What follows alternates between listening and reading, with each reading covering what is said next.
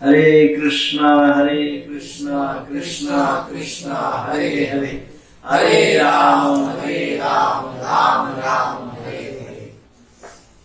श्रील प्रभुपाद की जय। तो आज हम श्री उपदेशामृत की शुरुआत कर रहे हैं।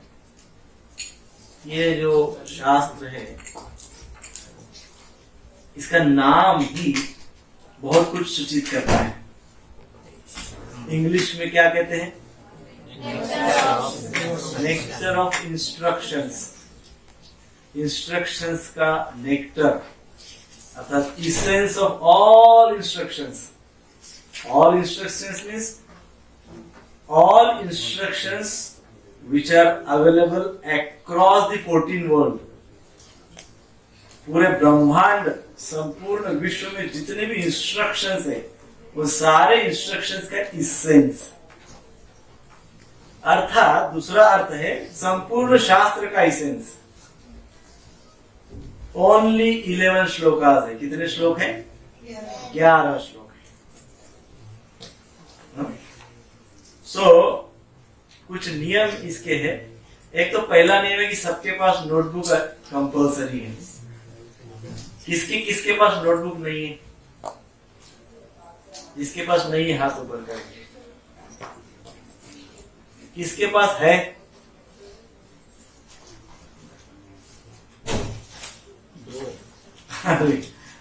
ठीक है। सो ये इस क्लास का नियम है कि नोटबुक मस्ट कंपल्सरी एंड उसमें नोट्स लिखना उससे भी ज्यादा कंपल्सरी। दूसरी महत्वपूर्ण बात है, बहुत महत्वपूर्ण बात दूसरी, ध्यान रखिए, सब सुनिए ध्यान से। क्लास के दौरान कोई भी मोबाइल का यूज नहीं करेगा। जो भी मोबाइल यूज करेंगे in the class, on the spot class रोक के उनसे 500 रुपए फाइन ले लेंगे। एकदम इमीडिएट क्लास रोक देंगे, 500 रुपए फाइन लेंगे, फिर आगे क्लास होगा। ठीक है? बहुत ही ज्यादा इमरजेंसी है तो आप बाहर, क्लास के बाहर जाके बात कर सकते हैं। क्लास में बात नहीं करेंगे। मोबाइल्स को वाइब्रेटर पे या साइलेंट करके रखिए, क्योंकि हम श्रील रूप गोस्वामी पाद के जो शब्द है उनको समझने के लिए आए हैं, और अपना टेलीफोनिक कन्वर्सेशन सुनने के लिए तो कोई नहीं आया है यहाँ पे। So this is very important. ठीक है? और तीसरा, बहुत ध्यान से श्रवण कीजिए, बहुत ध्यान से सुनिए। ओनली 11 श्लोक है बट इसेंस है, इसेंशियल है। So nectar of instruction is written by whom? किन्होंने लिखा है? श्रील रूप गोस्वामी पाद, उन्होंने लिखा है। तो हम सबसे पहले शुरुआत करते हैं उपदेशामृत का अर्थ क्या है इस शब्द का, और सिग्निफिकेंस क्या है, what is the significance of Upadeshamrita, और उसके पश्चात हम रूप गोस्वामी पाद के विषय में चर्चा करेंगे। Author. So the first thing is, what is the meaning of Shri Upadeshamrita? Nectar of instruction का अर्थ क्या है? उपदेशामृत का अर्थ क्या है? So what is the meaning of nectar of instruction? Upadeshamrita का अर्थ क्या है? मैं पहले आपसे ही पूछना चाहूंगा कि हमको इस नाम से क्या ज्ञात होता है? उपदेशामृत इस नाम से हमको क्या व्याख्या प्रतीत होती है? जो दिव्य उपदेश है, दिव्य उपदेश, अमृत के रूप में, दिव्य उपदेश अमृत के रूप में प्राप्त हो रहे हैं। और स्पिरिचुअल लाइफ के लिए जो सबसे बेस्ट इंस्ट्रक्शंस है, दिव्य इंस्ट्रक्शंस है, तो रूप गोस्वामी ने भक्तों के लिए दिए। यस, जो दिव्य उपदेश है वो श्री रूप गोस्वामी पाद ने भक्तों के लिए दिए हैं। और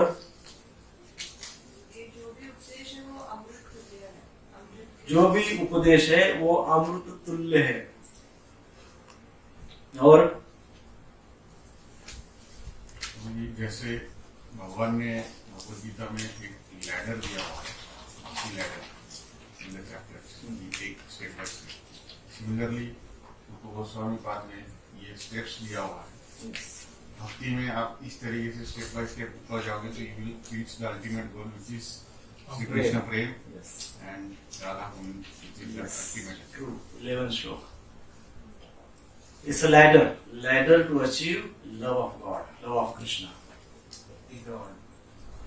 और हाँ? मेहंदी वाली भक्ति में कैसे चलना? भक्ति में कैसे स्टेप बाय स्टेप आगे बढ़ना है. और लास्ट कोई बताइए. सो जब कोई भक्त कृष्ण प्रेम का अनुभव करता है, कृष्ण प्रेम की अनुभूति उनके हृदय में होती है, लव फॉर कृष्ण, तो नेचुरली अनायास ही उनके अंदर कुछ दिव्य परिवर्तन होते हैं. नेचुरली एंड स्पॉन्टेनियसली कोई दिव्य बदलाव होते हैं, डिवाइन चेंजेस. क्या होता है? डिवाइन चेंजेस, दिव्य बदलाव होते हैं. कब होते हैं? कृष्ण प्रेम की जब अनुभूति हृदय में कृष्ण प्रेम की अनुभूति होती है, तब शरीर में क्या होता है? दिव्य कुछ डिवाइन वाइब्रेशन, जिसको कहते हैं दिव्य कंपन, डिवाइन वाइब्रेशंस. और कैसे होते हैं? नेचुरली एंड स्पॉन्टेनियसली होते हैं ना. ऐसे आप सब महानुभाव, किसी को ऐसे अनुभव आए होंगे, ऐसे अनुभव आते हैं. परंतु ये गोस्वामी पाद के एक्सपीरियंस है, उनकी वो अनुभूतियां हैं. सो कृष्ण प्रेम की सर्वोच्च अनुभूति जब होती है, तब इस प्रकार से वाइब्रेशन शरीर में होते हैं. और ऐसे जो वाइब्रेशंस होते हैं, ऐसे जो दिव्य परिवर्तन होते हैं, उन दिव्य परिवर्तनों को, उन डिवाइन वाइब्रेशंस को कहते हैं अनुभाव. क्या कहते हैं? अनुभव. अनुभाव. सो अब ये अनुभाव भी कई तरह के होते हैं. उसमें से एक बहुत ही इंपॉर्टेंट प्रकार है, जिसको कहते हैं वाचिक अनुभाव. वाचिक अनुभाव. और उसमें से भी एक है, देखिए लिखते जाइए, उसमें से भी एक महत्वपूर्ण अनुभाव है, उसको कहते हैं उपदेश वाचिक अनुभाव. उपदेश वाचिक अनुभाव. अब मैंने क्या बोला आप बताएंगे?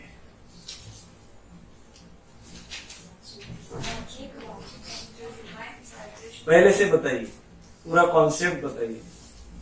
भक्त के हृदय में जब कृष्ण प्रेम की अनुभूति होती है, तो उसके आचरण या उसके वाइब्रेशंस दिव्य हो जाते हैं, शरीर और वो में स्पॉन्टेनियस हो जाते हैं, और प्रयास नहीं करना पड़ता है. हाँ, वो अपने आप प्रकाशित होते हैं. शरीर में वो प्रकाशित होते हैं. तो ये जो वाइब्रेशंस है, उसको अनुभाव बोला जाता है. ये 3 प्रकार के हैं. उसमें से आपने पहले बताया वाचिक अनुभाव. वाचिक अनुभाव. हाँ, और ऐसे अनुभाव में, वाचिक अनुभाव में भी ये कौन सा है? उपदेश वाचिक अनुभाव होता है. सो इस बात को हम बहुत अच्छे से समझने का प्रयास करेंगे. अब उपदेश वाचिक अनुभव मीन्स व्हाट, और थोड़ा सा उस पर हम चर्चा करेंगे.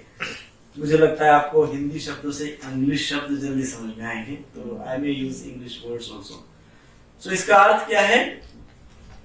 Speaking words of instruction in the ecstasy of love of Krishna. फिर से बोलूं? Speaking words of instructions. अर्थात ऐसे कुछ उपदेशों को बोलना. कैसे बोलना? In the ecstasy of love for Krishna. Krishna प्रेम में भाव विभोर होकर ऐसे उपदेश बोलना. फिर से बताओ. कृष्ण प्रेम में सबमर्ज होकर, कृष्ण प्रेम में भाव विभोर होकर मुख से उपदेश देना. क्लियर है यहां तक? क्या क्लियर है? अभी मैं उपदेश दे रहा हूं लेकिन I am not in submerge in the love for Krishna. Goswami बड़े शुद्ध भक्त का लक्षण क्या होता है? दे submerged in the love for Krishna first. They're completely absorbed in the love. And then they speak. Right? Completely submerged in the love for Krishna. And in that consciousness, in that level, जो बोला जाता है, जो उपदेश दिए जाते हैं, उनको कहते हैं,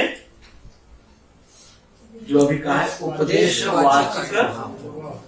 उपदेशवाचक अनुभव, और उसी को कहते हैं उपदेशामृत। उसी को क्या कहते हैं? उपदेशामृत। वाचिक बोलने, वाचिक मीन्स वर्बल, है ना? बोलने योग्य, बोला जाने वाला, वर्बल। वाचिक उपदेश, वाचिक अनुभव। अब ये व्याख्या में जितने दिन अपना instruction, nectar of instruction, Upadeshamrita का क्लास चलेगा, मैं डेली पूछूंगा और एक एक अलग अलग भक्त को पूछूंगा। So you must remember this definition, right? एक बार बोलिए, क्या है उपदेशामृत? Means what? कृष्ण प्रेम में भाव विभोर होकर कृष्ण प्रेम का उपदेश देना, इसी को उपदेशामृत कहते हैं। ठीक है। अब इसको क्या कहा गया है? श्री उपदेशामृत। क्या कहा गया है? श्री उपदेश। Shri, what is that? Shri means what? उसको ही श्री शब्द को कहते हैं। श्री शब्द ये ऑस्पिशियसनेस, मंगलमय है, ऑस्पिशियसनेस का प्रतीक है, and also it's beautiful. So Shri Upadeshamrita अर्थात बहुत ही ऑस्पिशियस है, नहीं? बहुत ऑस्पिशियस है एंड बहुत सुंदर है, बहुत सुंदर है। क्यों? केवल 11 श्लोक में संपूर्ण Bhagavatam, it's essence of Bhagavatam भी बोल सकते हैं। It's directly connected with Shrimad Bhagavatam, directly. हाँ, so that's why it's very beautiful. So Shri Upadeshamrita. अब श्री रूप गोस्वामी पाद ये सारे जो नेक्टर ऑफ इंस्ट्रक्शन के श्लोकाज है, वो सारे श्लोकाज हमारे साथ जो शेयर कर रहे हैं, वो कृष्ण प्रेम के भाव में शेयर कर रहे हैं। बात ध्यान में, प्रत्येक श्लोक जो श्री रूप गोस्वामी पाद हमसे शेयर, हमको बता रहे हैं, तो बताते वक्त उनका भाव कृष्ण प्रेम ही है। क्यों मैं इसे आपको आगाह कर रहा हूं इस बात से? क्योंकि 11 श्लोक में कई बार हमको बहुत शिक्षा दी जाएगी, बहुत पनिशमेंट दी जाएगी। बोला जाएगा कि what are you, where are you, what are you doing, कहां फंसे हो, हे जीव, बद्ध जीव, कितने हद तक डूबते जाओगे, कहां तक डूबोगे, डूबने के लिए आए हो क्या? ये सब बोला जाएगा। सो बट ये बोलने का भाव क्या है? कृष्ण प्रेम, कृष्ण प्रेम, दैट्स वेरी इंपॉर्टेंट। सो एकदम संक्षेप में हमने उपदेशामृत इस शब्द का अर्थ समझा है। सो कृपा करके अर्थ को अच्छे से अपने मेमोरीज में स्टोर कीजिए। अब हम दूसरा प्रश्न, जब हम उपदेशामृत क्या है जब हम ये समझ गए हैं, तो उपदेशामृत का सिग्निफिकेंस क्या, महत्व है उपदेशामृत का, सिग्निफिकेंस क्या है? क्यों पढ़े भाई? भगवद गीता, भागवतम, चैतन्य चरितामृत, इतना सब पढ़ने के लिए है, उपदेशामृत क्यों पढ़े? वाई? तो श्री भक्ति सिद्धांत ठाकुर जी की एक अनुवृत्ति है, अनुवृत्ति एक पोयम है, बहुत सुंदर है। उस पोयम के विषय में हम थोड़ा चर्चा करेंगे। बहुत सुंदर पोएम है। कहते दया निधि गौर हरि कलि जीवे दया करी शिक्षाष्टके शिकाइल धर्म। अर्थात दया निधि गौर हरि, गौर हरि कैसे है? दया के सागर है। हाँ? कली जीवे दया करी, और वो क्या करते हैं? कलियुग के जीवों के ऊपर दया करते हैं। शिक्षाष्टक के शिकाइला धर्म, शिक्षाष्टक के माध्यम से सारे धर्मों को 8 श्लोकों में उन्होंने सिखा दिया है। शिक्षाष्टकम के माध्यम से तहार श्री मुखे हते या शिखिला भालमते प्रभु रूप जानी से मर्म। तो क्या कह रहे हैं? तहार श्री मुखे हते, उनके श्री मुख से बहुत अच्छी तरह से उन्होंने क्या किया? शिखिला भालमते प्रभु रूप जाति से ही मर्म। श्रील रूप गोस्वामी को तहार श्री मुखे हते शिखला भालमते, बहुत अच्छी तरह से श्रील रूप गोस्वामी को, जो श्री गौरहरि भगवान से जो उन्होंने सुना था। क्या सुना था? जीवेर कल्याण खनि प्रेम रत्न महामणि ग्रंथ रत्न सरल लिखिला। सो श्रील गोस्वामी पाद को एम्पावर किया गया था। श्रील गोस्वामी पाद को पूरा आशीर्वाद कृपा प्राप्त हुई थी। किनके द्वारा? श्री गौरहरि भगवान के द्वारा। He is empowered by Shri Gaurhari. और उनको जब श्री गौरहरि से एम्पावरमेंट मिली, अर्थात कृपा मिली, शक्ति प्राप्त हुई, और गौरहरि ने शिक्षाष्टकम सारे शास्त्र के रस के रूप में हमको दिया है। तो ऐसे गौरहरि से जब रूप गोस्वामी पाद को कृपा प्राप्त हुई, तो उन्होंने क्या किया? देखिए, जीवेर कल्याण खनि, जीव के कल्याण के लिए प्रेम रत्न महामणि, वो कृष्ण प्रेम रूपी जो महामणि है, उसको क्या किया? ग्रंथ रत्ने सरले लिखिला, ग्रंथों के रूप में सरल भाषा में लिखा है। और उन सभी का चूड़ामणि है उपदेश। अब समझिए, जैसे सिंपल भाषा में बताऊं तो ब्रह्मदेव को वेदांत का और वेदों का ज्ञान कैसे प्राप्त हुआ? साउंड, भगवान ने उनको इंस्पायर किया हृदय में, और उनको तत्, बस एक शब्द से पूरा ज्ञान प्राप्त हो गया। तो संपूर्ण वेदों का ज्ञान उनके अंदर स्फुरित हुआ, और उन सारे वेदों का वर्णन किया, व्यासदेव ने लिपिबद्ध किया, है ना? सेम टू सेम इस श्लोक में बताया गया है। तहार श्री मुखे हते, अर्थात श्री गौर सुंदर के श्री मुख से वो शब्द बाहर आए और रूप गोस्वामी के स्मृति में चले गए। वो श्रुतिधर, उन्होंने सारे इंस्ट्रक्शंस को धारण कर लिया। और फिर क्या? फिर प्रभु रूप जानी से ही मर्म, प्रभु रूप अर्थात श्री रूप गोस्वामी पाद ने उन सारे इंस्ट्रक्शंस का, उन सारे श्री गौरहरि के वाणी का मर्म जान लिया। लिखा है प्रभु रूप जानी से ही मर्म, उसका मर्म वो जान गए रूप गोस्वामी पाद। और फिर क्या हुआ? जीवेर कल्याण करी, जीव के कल्याण के लिए उन्होंने प्रेम रत्न महामणि, वो सब महामणि रूपी शास्त्र को, इंस्ट्रक्शंस को प्रेम में लिप्त, प्रेम में भरपूर, प्रेम में क्या कहते हैं सबमर्ज्ड, ऐसे शब्दों को ग्रंथ रूप में सरल भाषा में लिखा। जैसे ब्रह्मदेव ने वेदों की उत्पत्ति की, उसी प्रकार से रूप गोस्वामी पाद ने महाप्रभु गौरहरि का संपूर्ण इंस्ट्रक्शन का प्रचार प्रसार किया, उसको लिपिबद्ध किया। ठीक है, यहां तक क्लियर है? कोई डाउट?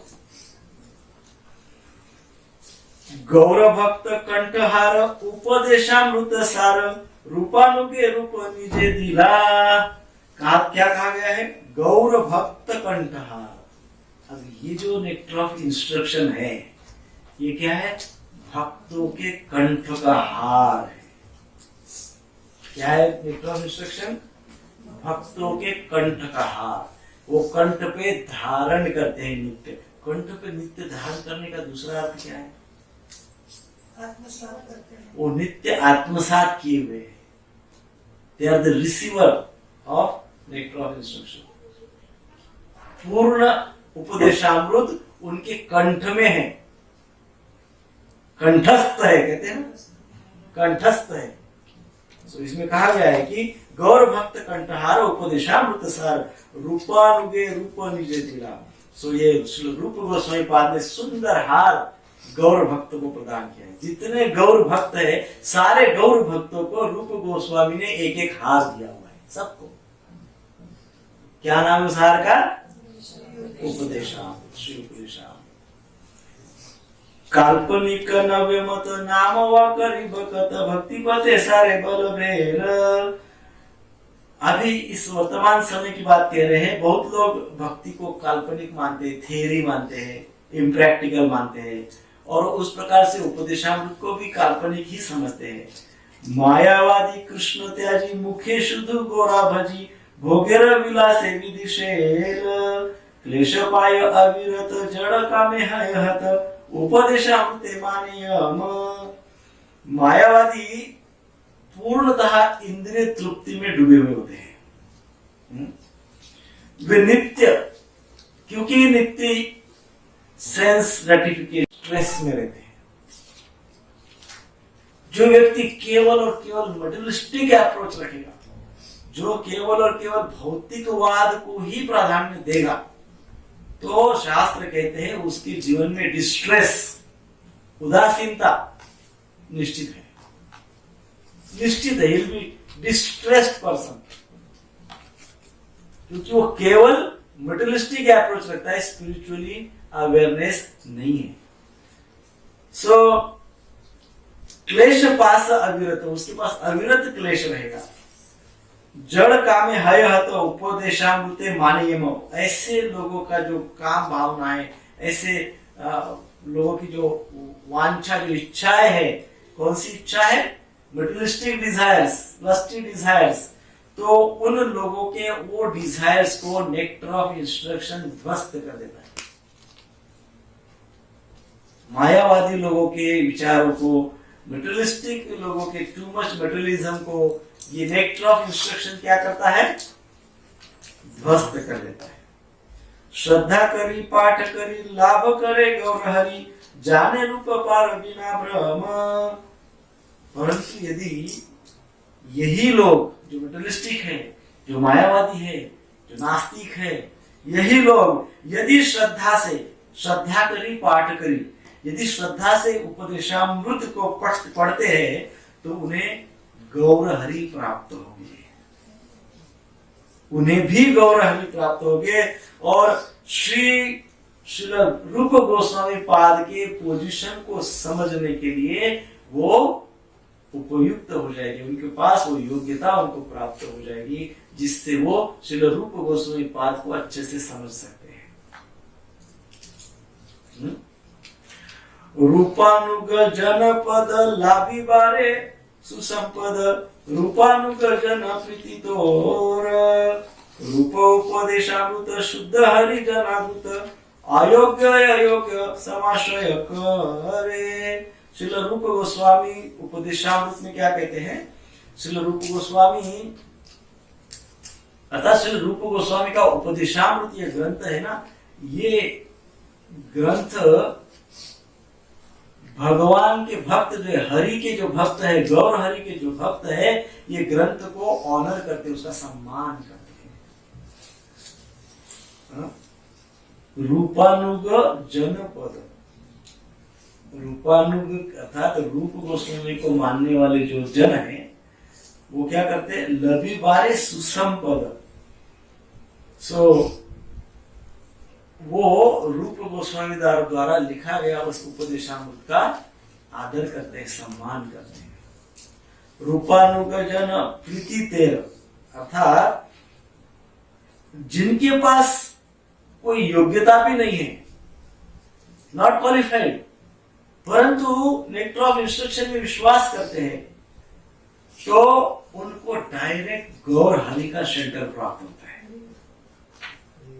अर्थात नास्तिक है मानो, या मायावादी है, या रैशनलिस्ट है ना। आजकल एक और टर्म है, आई एम रैशनलिस्ट बोलते हैं।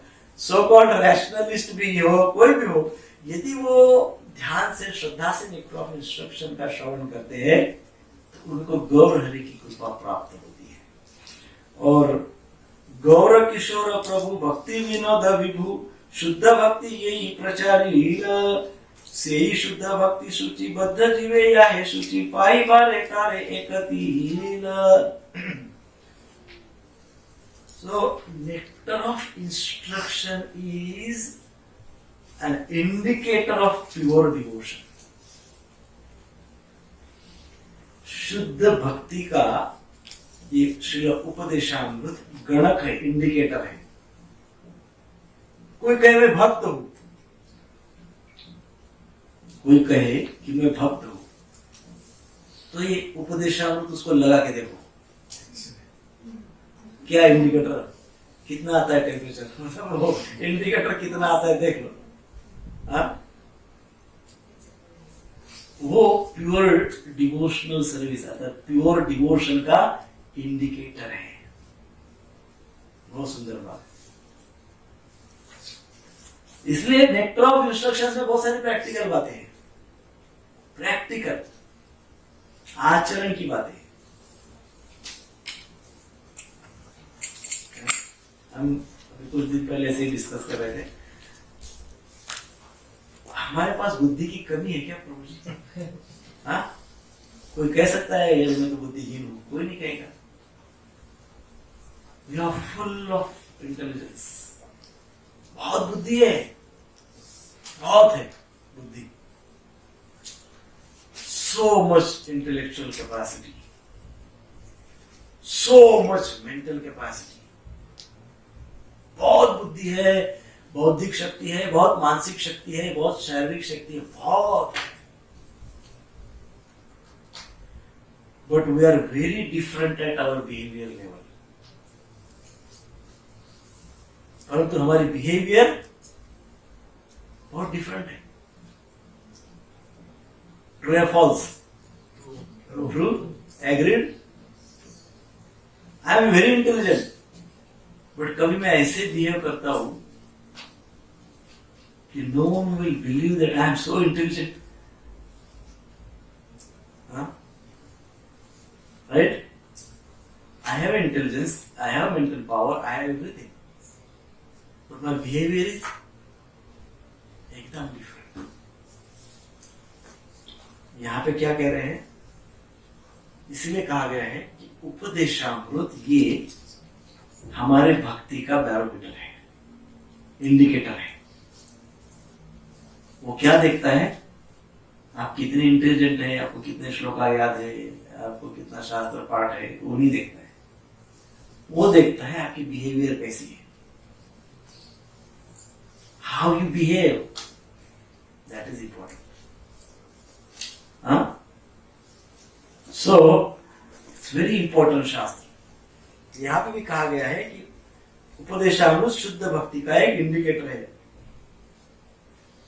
और इस इंडिकेटर का प्रचार किसने किया? इस नेक्टर ऑफ इंस्ट्रक्शन का प्रचार प्रसार किसने किया? श्रील गौर किशोरदास बाबा जी महाराज, श्रील भक्ति विनोद ठाकुर और श्रील प्रभुपाद। किसने किया प्रचार? श्री गौर किशोरदास बाबा जी महाराज, श्री भक्ति विनोद ठाकुर, श्री प्रभुपाद। इतने लोगों ने इसका बहुत प्रचार किया। क्यों किया होगा? क्योंकि ये क्या सिखाता है? How to behave, how to behave. Behaviour is important, नहीं, आचरण इज इंपॉर्टेंट। ज्ञान तो ट्रिमेंडस है, अनलिमिटेड है, हजारों लोगों को ज्ञान बांटते रहता हूं। आचरण, आचरण। इसलिए प्रभुपाद जी बार बार 4 रेगुलेटरी प्रिंसिपल्स, इन सब बातों पे बहुत ध्यान देते हैं, बहुत जोर से कहते हैं।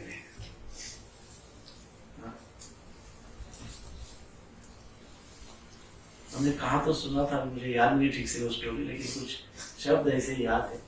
ऐसे ही किसी ने बताई हुई बात है। एक पंडित जी थे, पंडित जी अर्थात पंडित जी थे, प्रॉपर पंडित थे वो, ज्ञान शास्त्र में बहुत जबरदस्त ज्ञान देते थे। भागवतम वगैरह सारे शास्त्रों में बोलते थे और प्रवचन में पूरा ज्ञान बांट देते थे, बड़ा वैराग्य वगैरह की बात कहते थे। लोगों को कहते थे कि प्याज लहसुन बिल्कुल नहीं खाना चाहिए, प्याज लहसुन ये होता है वो होता है, बला बिल्कुल नहीं। जो लोग बेचारे एकदम। एक दिन क्या हुआ, उनका प्रवचन सुनने के लिए उनकी पत्नी चली गई। कभी पत्नी जाती नहीं थी, लेकिन उस दिन चली गई उनका पति का लेक्चर सुनने के लिए। और पत्नी ने पूरा लेक्चर सुन लिया। वो लेक्चर में बोले कि प्याज नहीं खाना चाहिए, लहसुन नहीं खाना चाहिए और बैंगन भी नहीं खाना चाहिए। अब प्रवचन समाप्त हो गया, पत्नी प्रवचन समाप्त होते से तुरंत घर पे आई और उसने पंडित जी के लिए प्रसाद बनाया सब। पंडित जी उधर से आए, उनको परोसा, वो खाने लगे। ये क्या बनाया आज? ना इसमें प्याज ना लहसुन, ये कौन सी सब्जी दिया, बैगन की सब्जी क्यों नहीं बनाई? तो वो पत्नी बोले, अरे अभी तो मैं आपका लेक्चर सुनने आई थी। अरे तू आ गई थी लेक्चर सुनने के लिए? तो बोले आप तो प्रवचन में ऐसे ऐसे बोल रहे थे। तो वो बोले जो ज्ञान में बांटता हूँ, जो मैं शास्त्र इंस्ट्रक्शन देता हूँ, वो लोगों के लिए होता है, मेरे लिए नहीं होता है। ये घर घर की कहानी हम देखते हैं, पति पत्नी में जब भी वाद विवाद होता है तो एक दूसरे को बोलता है ये आपकी गलती है, ये आपकी गलती है। अर्थात वो शास्त्र अपने लिए ऐसा कोई नहीं मानता है, इसलिए आचरण बिगड़ जाता है। शास्त्र दूसरे के लिए, मेरे लिए कुछ नहीं है। तो महत्वपूर्ण बात यह है, प्रभुपाद जी भी हमको बार बार बताते हैं कि महत्वपूर्ण बात है बिहेवियर, आचरण। इसीलिए हमारे गुरु महाराज ने ये बात हमको 2001 में बताई थी। उन्होंने क्या बताया था 20 साल पहले, बहुत पक्की याद है हमको। वो बोले थे, you may be very very intelligent, you may have a tremendous intellectual capacity, you may have tremendous mental power, but you are different at your behavior level. Why? Behavior level पे एकदम different हो जाते हैं। Why? इसका उत्तर ढूंढिए, why ऐसा होता है? That is homework. हाँ? सबके साथ होता है, तो क्यों होता है ऐसा? होमवर्क है ये, इसका उत्तर नेक्स्ट क्लास में बताइएगा। रूपानुग पूज्य वर श्री वार्ष भान विहर तहार दयित दास दास, रूपानुग सेवा आस श्री व्रज पट्टने वास, अनुवृत्ति करिला प्रकाश। अर्थात श्री वृषभानवी दयित दास, इसमें कहा गया है श्री वृषभानवी दयित दास, अर्थात श्री राधा रानी के दासों का दास। और दूसरा शब्द इसमें है श्री व्रज पट्टने वास। श्री व्रज पट्टने अर्थात श्री व्रज पट्टने श्री मायापुर धाम में जो चैतन्य गौड़ीय मठ है उसका नाम है। मायापुर में श्री चैतन्य गौड़ीय मठ जो है उसका नाम है क्या? व्रजपट्टन। तो भक्ति सिद्धांत सरस्वती ठाकुर क्या लिखते हैं? श्री वृषभानवी दयित दास, अर्थात ये श्री भक्ति सिद्धांत ठाकुर जी का दीक्षित नाम है, दीक्षा का नाम है। क्या है? श्री वृषभानु दयित दास। वो अपने लिए लिख रहे हैं कि इस प्रकार से मैं व्रजपट्टन में बैठते हुए, व्रजपट्टन अर्थात मायापुर का श्री चैतन्य गौड़ीय मठ। उन्होंने ये व्रजपट्टन में वास करते हुए ये अनुवृत्ति, ये कविता, ये पोयम लिखी है। और इसका उद्देश्य केवल रूपानुग भक्तों की सेवा, यही है। क्या उद्देश्य है? रूपानुग भक्तों की, जो रूप गोस्वामी के अनुगत्य में जो है ऐसे भक्तों की सेवा। ठीक है। हरे कृष्णा कृष्णा कृष्णा हरे हरे, हरे राम राम राम हरे हरे। सो नेक्टर ऑफ इंस्ट्रक्शन का सिग्निफिकेंस क्या है, क्या महत्व है? कुछ शब्द और बोलिए। What is the significance? Material desires get destroyed. Yes, material desire gets destroyed. It's an indicator of pure devotion. Yes, it's an indicator of pure devotion. Checks our behavior. हाँ? Checks our behavior as a devotion. Yes, हमारे behaviour को check करते हैं, checks और behaviour pattern. Next. गौर किशोर बाबा जी महाराज, भक्ति महाराज और प्रभुपाद जी ने उसको प्रैक्टिकली सिखाया है, प्रचार किया है। यस। और And it's a summary of the entire Bhagavad. Yes, summary of the Bhagavatam. Yes, only 11 श्लोक। और जो इस श्री उपदेशामृत को आत्मसात करता है वो एलिजिबल नहीं भी हो तो भी उसे कृष्ण प्रेम प्राप्त गौर हरि प्राप्त होते हैं। यस। और मायावादी विचारों को नष्ट नष्ट कर देते हैं। कर देता है। और yes, it's a necklace of devotees। और तो सिग्निफिकेंस तक तो हम मेरे ख्याल से समझ गए हैं। बिहेवियर को भी अपग्रेड करता है। और हमारी भक्ति का मापदंड है, पैरामीटर है। यस। और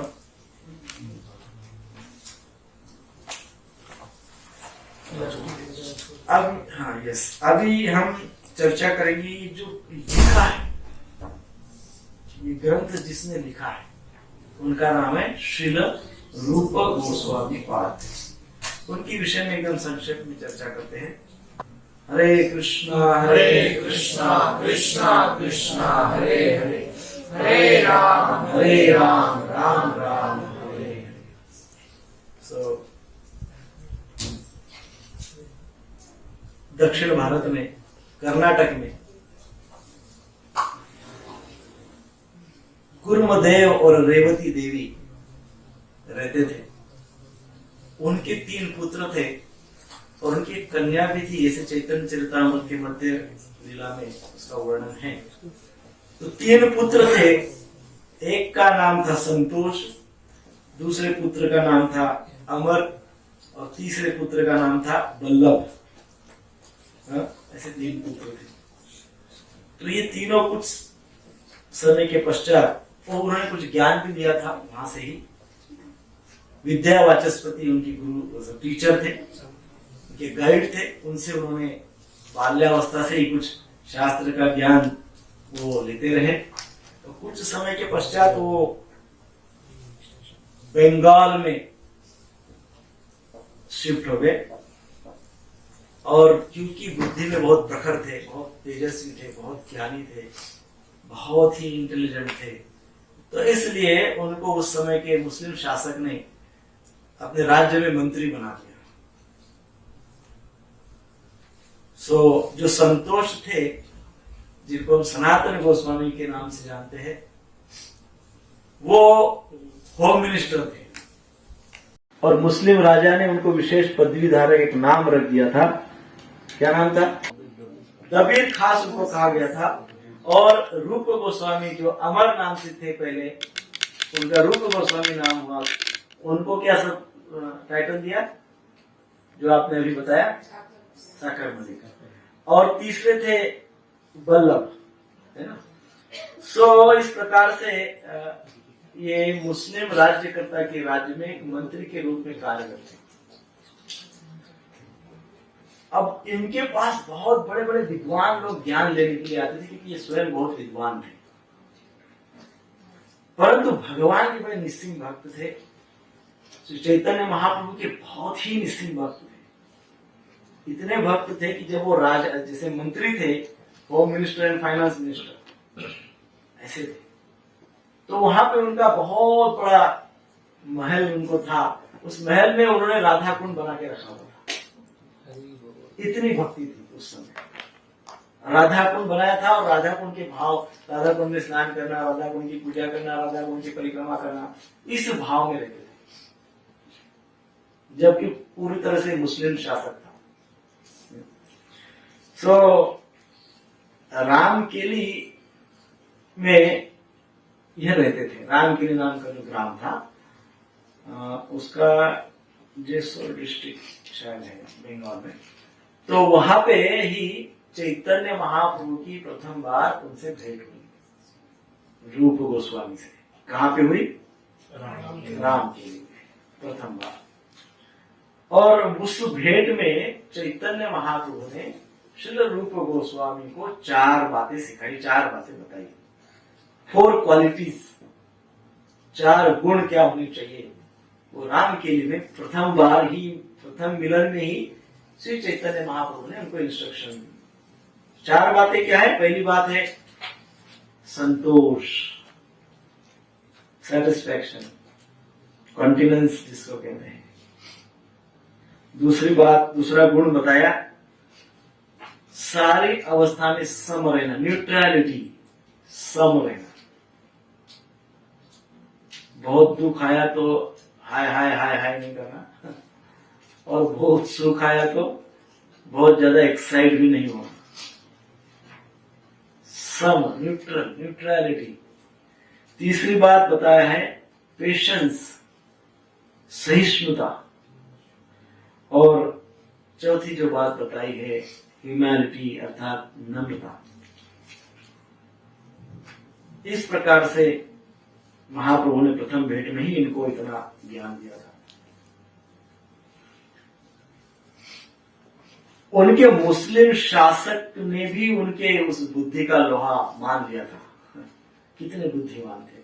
तो उस मुस्लिम शासक ने उनको विशेष टाइटल दिया था, राजा ए शिष्ट। राजा ए शिष्ट, राजा ए शिष्ट अर्थात किंग ऑफ लर्निंग।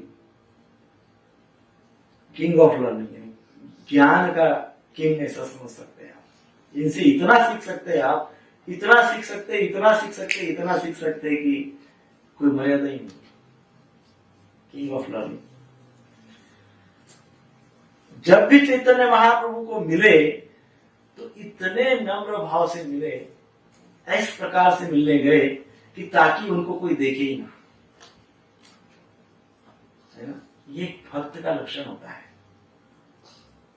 हम मान लो, हमको जस्ट एग्जाम्पल बता रहा हूं, जैसे मान लो मुझे महाराज ने बुलाया, महाराज आए मंदिर में और somehow मुझे पता चला और मैं निकला महाराज को मिलने के लिए। तो मैं कैसे जाऊंगा महाराज को मिलने के लिए? या आप अपना उदाहरण बताइए, आप स्वयं महाराज को मिलने गए, आप कैसे जाएंगे महाराज को? पूरा गाजा वाजा करते थे, मैं महाराज, मैं प्रभुपाद को मिला, मतलब मैं गुरु महाराज को मिला, मैं प्रभुपाद को मिला, मैं, ऐसा होता है ना। तो यहाँ पे हमको एक शिष्टाचार बताया गया है कि कैसे, वो आगे आएगा, कैसे हमने श्री गुरुदेव को या वरिष्ठ वैष्णवों को या उच्च कोटि के साधु संतों को कैसे मिलना चाहिए, कैसे मिलने जाना चाहिए। तो बताया गया है कि संध्या समय में जब कोई नहीं उनको देखेगा, ऐसा समय इन्होंने चुना और शरीर पे ब्लैंकेट ओढ़ के चुपचाप से ऐसे गए। जब भी गए हो, जब भी महाप्रभु को मिलने गए, वो इतने एकांत में गए, इतने एकांत में गए। और कैसे गए? तो कहा गया है तृण को दंत में रखकर, तृणधाम। उसका अर्थ क्या होता है? बड़े नम्र भाव से, विनम्रता, तृण के जैसे। तृण कैसे? तृणादपि सुनिचेना नरोरिव सहिष्णुना अमानिन वादेन कीर्तनीय सदा हरि। हम गुरु महाराज के पास में जाता हूँ तो मैं ये एक्सपेक्ट करता हूँ कि गुरु महाराज मेरा मान सम्मान करे, आदर सत्कार करे, मुझे समय दे, मुझे जरा क्या भाव है ये? रूप सनातन, जो कि राजा शिष्ट थे, इतने इतने ग्रंथ उन्होंने लिखे हैं, अप्रोच करते हैं वरिष्ठ को, अपने गुरुदेव को, चैतन्य महाप्रभु को गुरु ही थे, उनके भगवान तो थे ही। तो वो कहा गया है कि वो एकांत में जाते थे, तृण धारण करके जाते थे, दंत में दांतों में तृण लेके, अर्थात एकदम वो बात ही नहीं करूंगा गुरुदेव के सामने, मैं कुछ शब्द ही नहीं निकालूंगा गुरुदेव के सामने, एकदम सरेंडर्ड, जो भी होगा वो केवल बोलेंगे, मैं केवल सुनूंगा। ये भाव होता है सच्चे भक्त का। सो इतनी ह्यूमिलिटी, इतना नम्र भाव जो है ना, इतना नम्र भाव होने के कारण ये उनके इस नम्र भाव ने श्री चैतन्य महाप्रभु के हृदय को तार तार कर दिया, एकदम हृदय द्रवित कर दिया चैतन्य महाप्रभु का, इतने ह्यूमिलिटी के कारण, इतने नम्र भाव के कारण। हमको नीति शास्त्र क्या कहते हैं? ज्ञान को प्राप्त करना है तो ज्ञान प्राप्ति की पहली सीढ़ी, ज्ञान तो ये यहाँ पे नॉलेज, ज्ञान इट्स टॉप मोस्ट लेवल, वो तो शिखर है पहाड़ी का। तो वहां पहुंचने के लिए जो पहली सीढ़ी है, फर्स्ट स्टेप, वही ह्यूमिलिटी, नम्रता।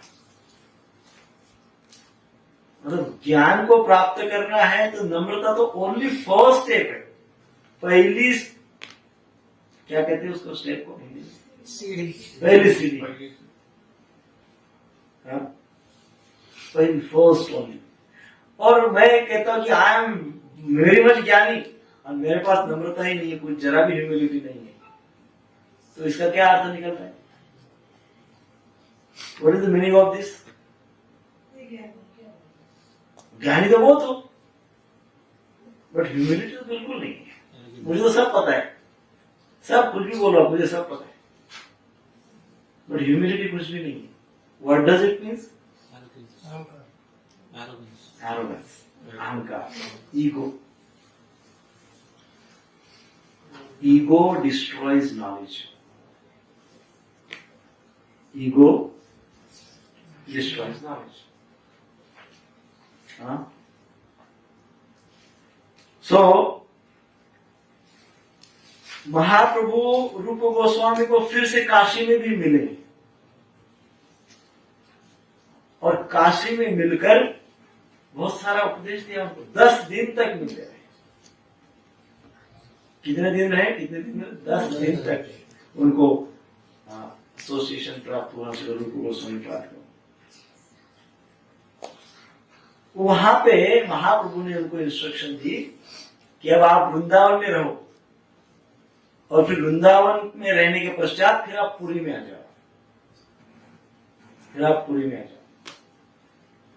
सो महाप्रभु के आज्ञा के अनुसार वैसे ही वृंदावन में रूप गोस्वामी पाद और वहां से पुरी गए। सो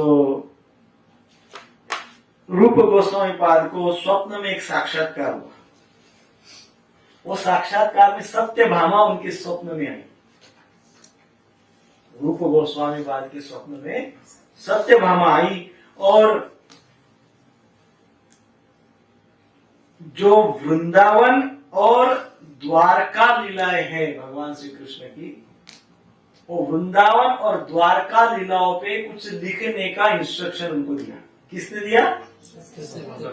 रूप गोस्वामी को स्वप्न में इंस्ट्रक्शन दिया कि हे रूप गोस्वामी पाद, आप क्या करिए, आप भगवान श्री कृष्ण की वृंदावन लीला और द्वारका लीला भी कुछ लिखिए। सो वृंदावन लीला पे उन्होंने कौन सा ग्रंथ लिखा? रूप गोस्वामी ने विदग्ध माधव। वृंदावन लीला पे उन्होंने क्या लिखा? विदग्ध माधव। और द्वारका लीला पे क्या लिखा? ललित माधव।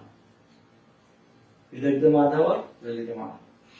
सो उसके बाद फिर 10 महीने तक पुरी में भी श्री रूप गोस्वामी पाद रुके हैं और उन्होंने कुछ मुख्य ग्रंथ लिखे हैं।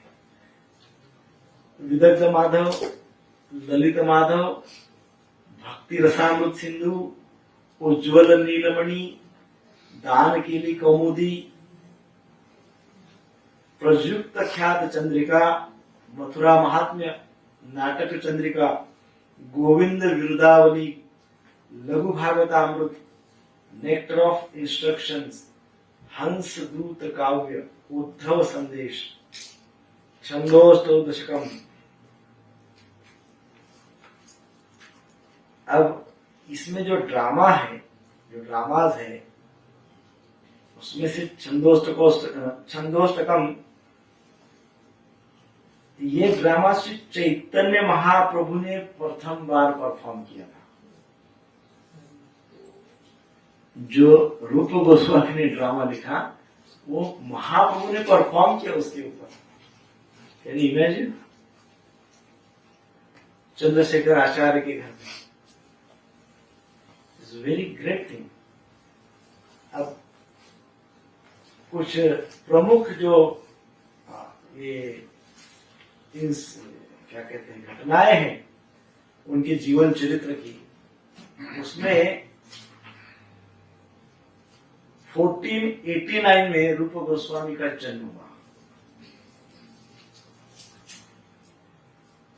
1514 रामकेली में फर्स्ट टाइम श्री महाप्रभु के साथ उनकी मीटिंग हुई।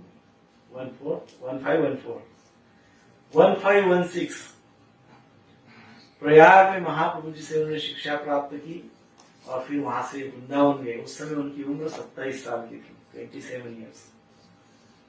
प्रथम शिक्षा रामकेली में जब ली, तब प्रथम मीटिंग जब महाप्रभु से उनकी हुई, तब उनकी उम्र 25 साल थी, 25।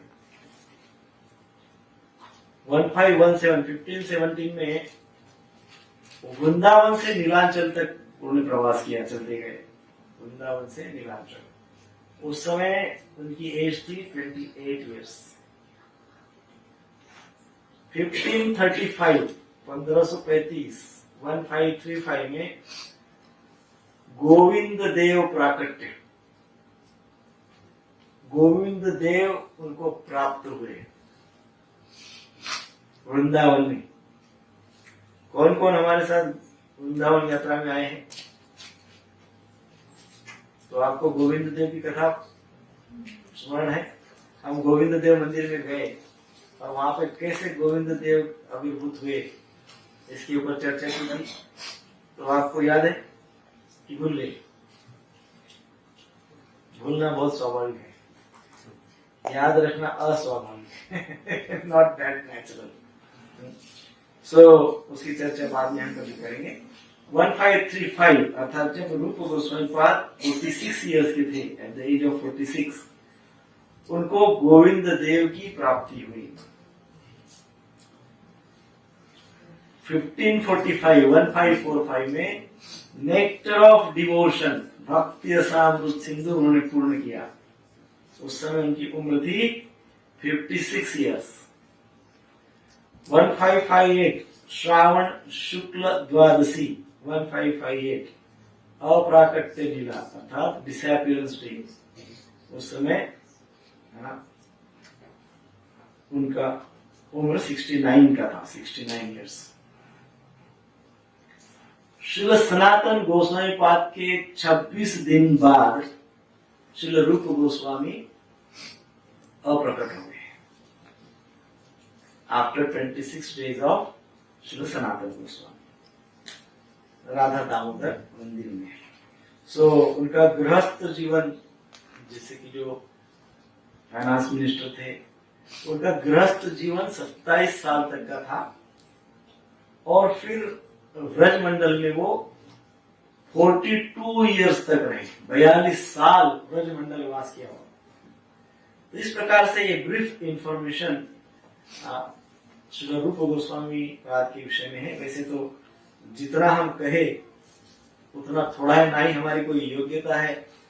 हम तो उनके विषय में एक शब्द बोलने का भी हमारे पास क्वालिफिकेशन नहीं है, योग्यता नहीं है। परंतु वैष्णव की कृपा, गुरु महाराज की कृपा, श्रील प्रभुपाद जी की विशेष कृपा और संपूर्ण गुरु परंपरा का विशेष कंपैशन, हम कुछ शब्द उनके विषय में चर्चा कर पाते हैं, अन्यथा इतने एक्साल्टेड, इतनी बड़ी पर्सनालिटी, रूप मंजरी, कृष्ण लीला में जो रूप मंजरी है, उनके विषय में हम एक सर्वसाधारण जीव क्या चर्चा कर सकता है। परंतु प्रभुपाद जी की विशेष कृपा है। प्रभुपाद जी ने संपूर्ण शास्त्र को, जैसा हमने पहले भी कहा है, संपूर्ण शास्त्र को एक कमंडलू में स्थापित कर दिया है, कमंडलू में भर के लेके आए, और उस कमंडलू से सारे संसार को वो शास्त्र का ज्ञान दिलाते रहे। ऐसे स्वरूप श्री प्रभुपाद जी की विशेष बात है। सो श्री चैतन्य मनोभीष्टम स्थापितम येन भूतले, आगे क्या बोलिए सब, स्वयं रूप कदा मह्यम, रूपानुग भक्ति का प्रचार श्री प्रभुपाद जी ने किया है। सो प्रभुपाद जी क्या कहते हैं, प्रभुपाद जी क्या कहते हैं रूप गोस्वामी के विषय में, वो हम चर्चा दोनों पढ़ते हैं।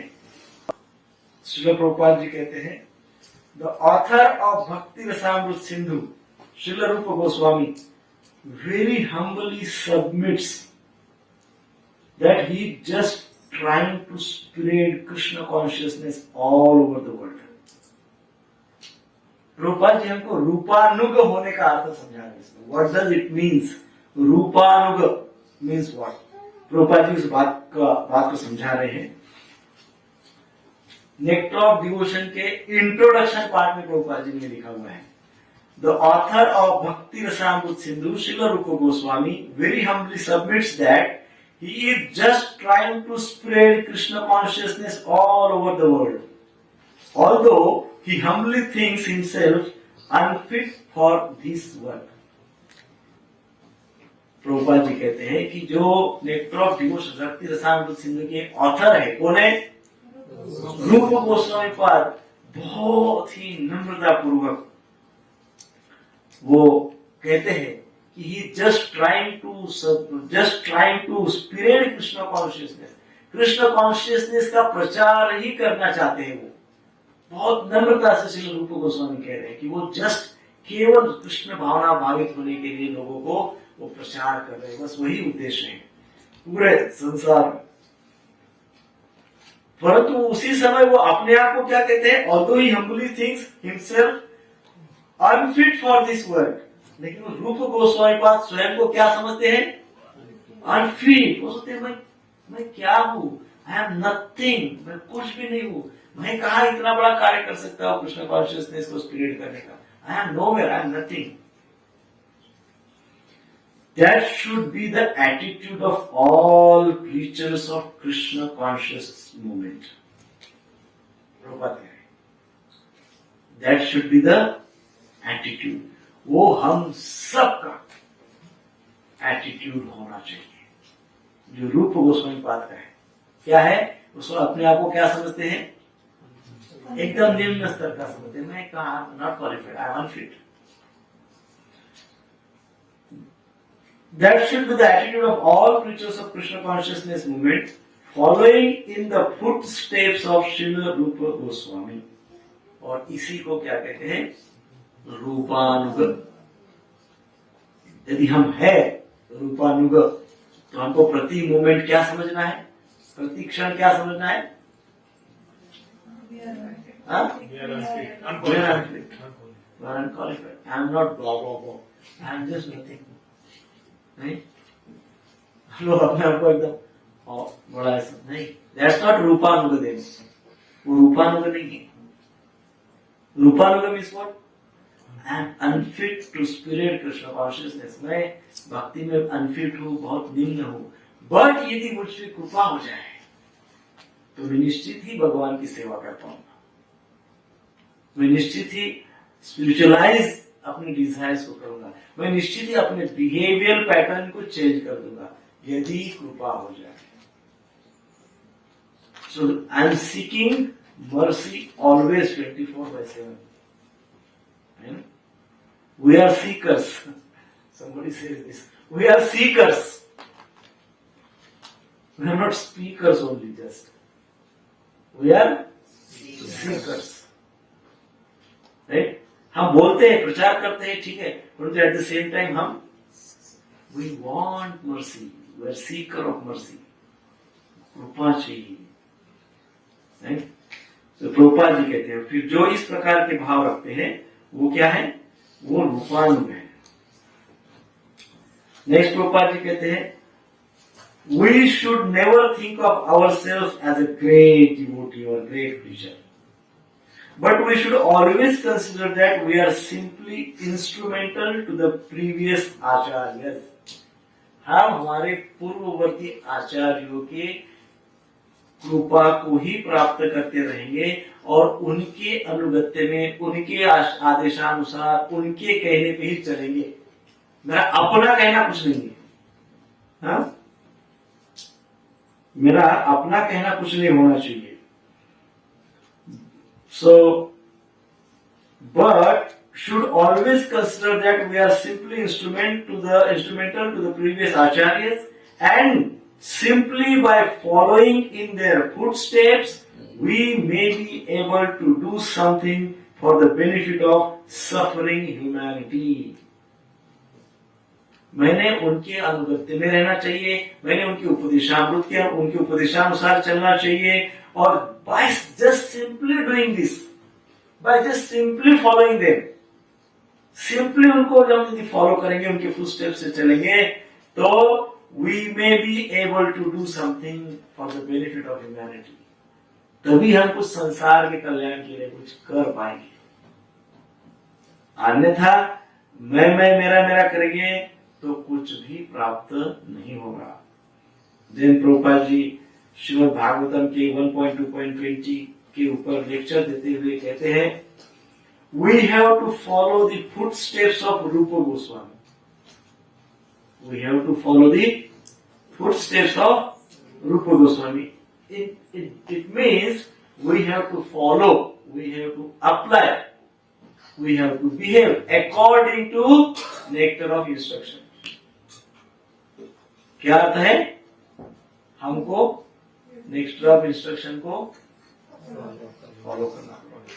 हमारी बिहेवियर नेक्टर ऑफ इंस्ट्रक्शन के अनुसार होनी चाहिए. Right right. So then we can understand Lord चैतन्य.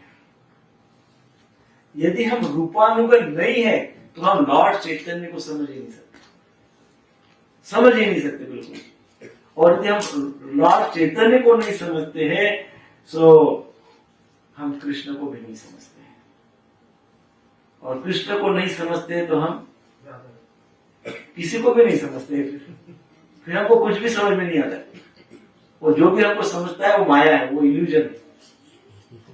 कृष्ण को बिना समझे यदि हमको कुछ भी समझ में आता है तो that is illusion. Some day of the other वो बूमरैंग होने वाला है, दैट्स फॉर श्योर. सो हमको कृष्ण को समझने के लिए चैतन्य महाप्रभु को समझना होगा. चैतन्य महाप्रभु को समझने के लिए हमको रूपानुभव होना होगा, और रूपानुभव होने के लिए हमको नेक्टर ऑफ इंस्ट्रक्शन को अच्छे से समझना होगा. और प्रभुपाद जी कहते हैं that is the process, that is the process. तो इस प्रकार से हमको नेक्टर ऑफ इंस्ट्रक्शंस को आप सोचिए कि कितना सीरियसली लेना है कि नहीं. हमने श्रील प्रभुपाद जी के इंस्ट्रक्शंस को अभी सुना. हमने भक्ति सिद्धांत सरस्वती महाराज का पूर्ण जो कविता है अनुवृत्ति, उसको हमने समझने का प्रयास किया. इन सब का सार क्या है? What is the essence? Take it seriously. Take devotional life seriously. It's not a casual thing. It's not a time pass. It's not a Chaudhary का चाम. मैंने सोचा था आज कल ही मेरे मन में आया कि अपने एक क्लास में हम एक अवार्ड देते जाएंगे हर मंथ के लास्ट संडे, एवरी मंथ के लास्ट संडे एक अवार्ड डिस्ट्रीब्यूशन सेरेमनी होगा. और वो अवार्ड का उसका टाइटल का उसका नाम है चौधरी का चाम. या मैं भी चौधरी का चंद्र बोलेंगे, हम चार उर्दू शब्द, चौधरी का चंद्र, मतलब ऐसे लोग जो समय मिला तो आते हैं, they don't come for the class, वो इसलिए आते कि समय है, जब समय नहीं होगा तो नहीं आएंगे, दैट्स सिंपल, राइट।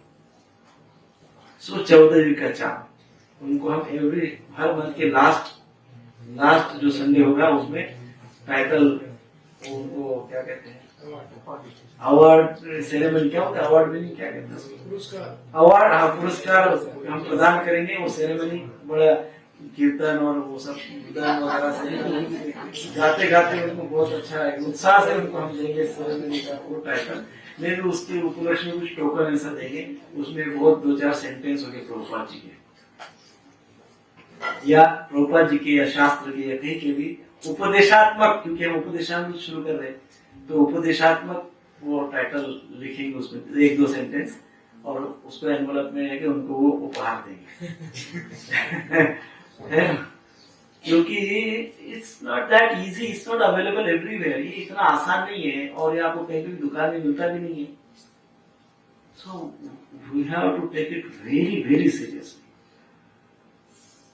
बहुत सीरियसली लेना चाहिए, बहुत सीरियसली। इसलिए भी सीरियसली लेना चाहिए कि हमने अभी अभी उसके बेनिफिट्स पढ़े हैं, बहुत बेनिफिट्स है ना। सो मैं आशा करता हूं कि हम इसको बहुत अच्छे से लेके, क्या समझ 10 मिनट्स है और 5 मिनट्स। सो उपदेशामृत के मुख्य विषय में हम चर्चा करेंगे। पहला पॉइंट है मन और इंद्रियों को नियंत्रण, mind control and sense control, first benefit of Upadeshamrita. Benefit means subject of Upadeshamrita. Second, attitude of devotees, भक्तों की प्रवृत्ति। थर्ड, इस्कॉन के मुख्य हेतु, इस्कॉन के हेतु। फोर्थ, गुरु एंड शिष्य। 5, साधु संघ, I mean you can call it association. 6th, type of devotees, भक्तों के प्रकार। 7th, भक्ति के स्तर और भक्ति में प्रगति, भक्ति के स्तर और भक्ति में प्रगति। नंबर 8, भक्ति की सर्वोच्चता, top most position of devotion, भक्ति की सर्वोच्चता, हाईएस्ट पोजिशन और top most position of devotion.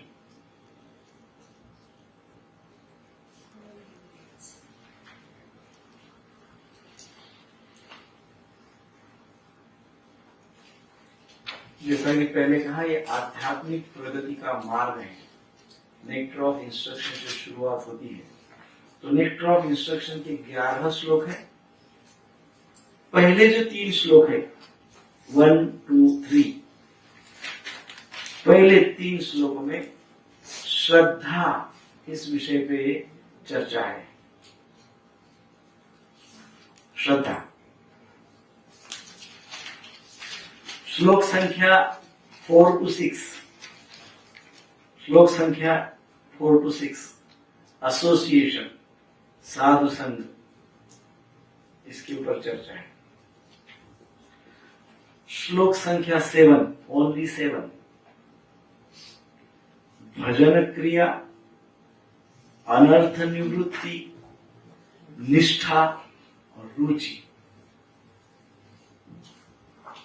भजन क्रिया, अनर्थ निवृत्ति, निष्ठा और रुचि।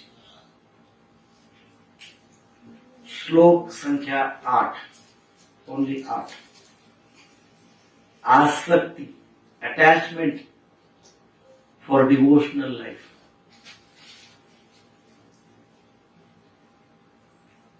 श्लोक संख्या 9 से 11। भाव टू प्रेम, भाव टू प्रेम, भाव टू प्रेम। 1, 2, 3 श्रद्धा। श्रद्धा।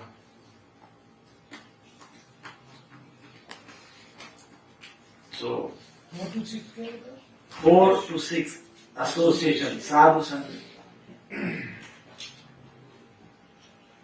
association of devotees।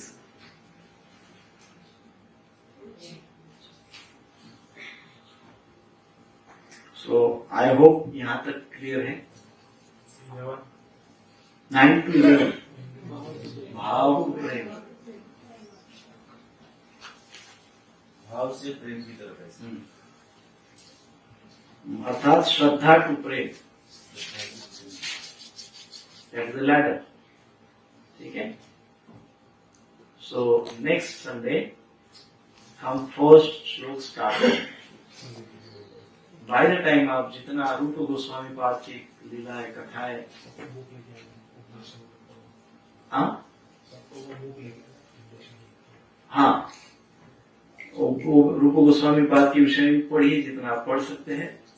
और नेक्स्ट टाइम आपके पास नेक्टर ऑफ इंस्ट्रक्शन नाम का ग्रंथ कंपल्सरी है। 10-20 रुपीज का। कितने का है? 15-20 रुपए का है, मंदिर में मिलता है। उपदेशामृत एक इंग्लिश में भी मिलता है जिसका नाम है नेक्टर ऑफ इंस्ट्रक्शंस। हिंदी किसी को हेवी जाता हो तो आप इंग्लिश में पढ़िए। The name is nectar of instructions. ठीक है। तो ये बुक लेके आना कंपल्सरी है, क्योंकि नेक्स्ट टाइम हम श्लोक पढ़ेंगे, तात्पर्य पढ़ेंगे, तो आपके पास बुक नहीं होगा तो सबको पढ़ना होगा थोड़ा थोड़ा, एक एक पैराग्राफ सब पढ़ेंगे, तो बिना बुक के आप पढ़ नहीं पाएंगे। इसलिए बुक इज कंपल्सरी। ठीक है। कोई प्रश्न है? हाँ, बिहेवियर वो मुझे आवाज नहीं आई।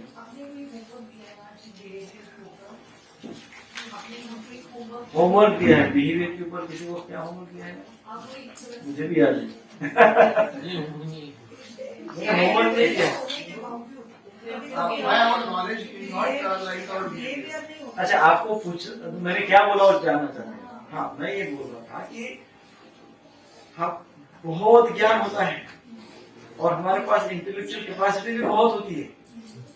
हम बड़े बड़े साइंटिस्ट हैं, हम बड़े बड़े मैनेजर हैं, हम बड़े बड़े बिजनेसमैन हैं, हम बड़े बड़े पोस्ट पे हैं, हम कई लोगों को गाइड करते हैं, लेकिन कई बार हमारी बिहेवियर गड़बड़ हो जाती है।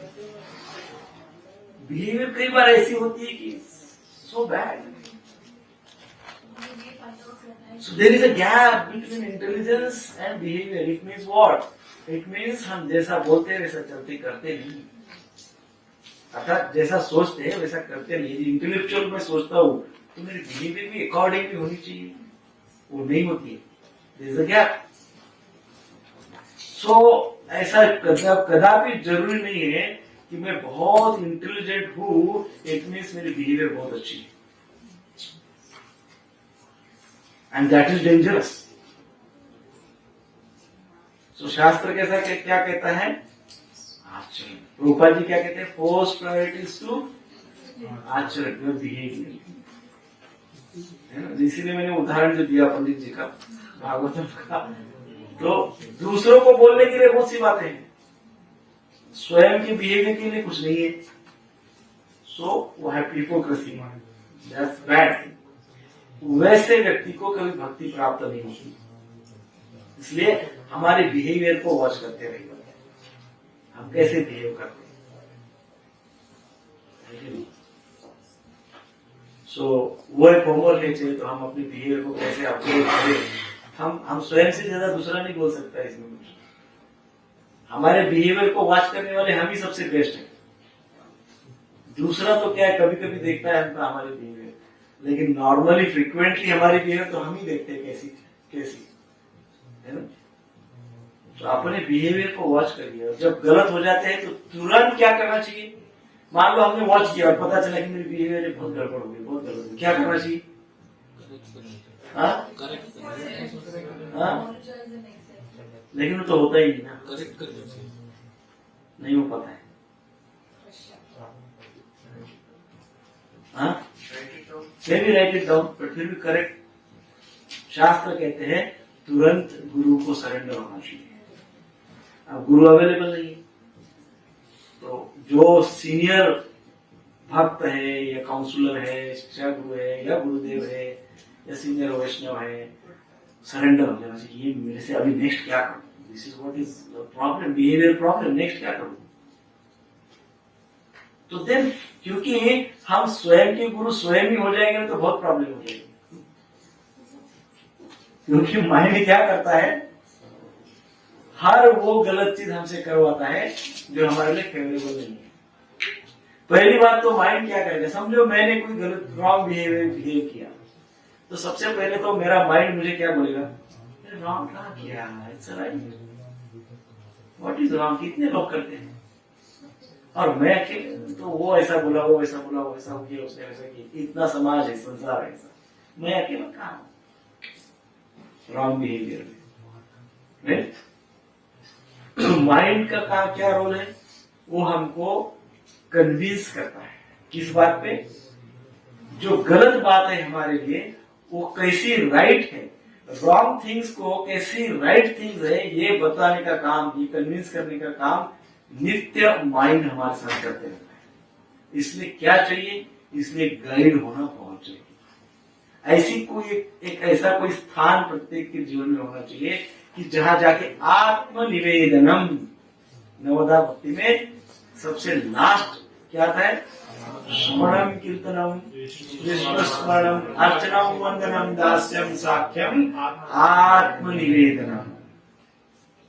There should be a place, there should be a person, whatever, where you go and then surrender. आपके अंदर आत्मनिवेदन, अंदर जो भी कुछ बोल दो, and we are seeker, we all are seekers. बोलने के पश्चात लोग कुछ वहां से follow it. So behavioral problems change हो जाएंगे, that's for sure. है कि नहीं? स्वयं के गुरु स्वयं बनेंगे तो जैसे थे पोजीशन रहेगी, सालों 100 साल तक वैसे ही रहेंगे। No transformation, not possible, impossible. ठीक है, डन। हरे कृष्णा कृष्ण कृष्ण हरे हरे, हरे राम राम राम हरे हरे। श्रील प्रभुपाद की जय, श्रील उपदेशामृत की जय, सभी भक्तों की जय।